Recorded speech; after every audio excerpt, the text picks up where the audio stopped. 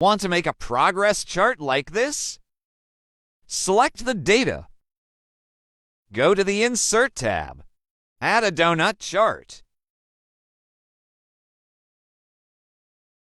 Drag the chart over and adjust the size.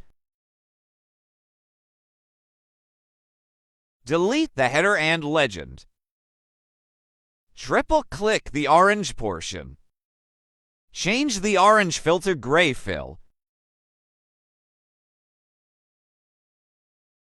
Go to the Format tab. Add a text box. Go to the formula bar. Type equals and click the actual percentage.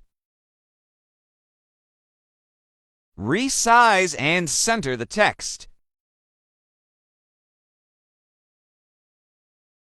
Now you have a working progress chart. Like and follow for daily tips.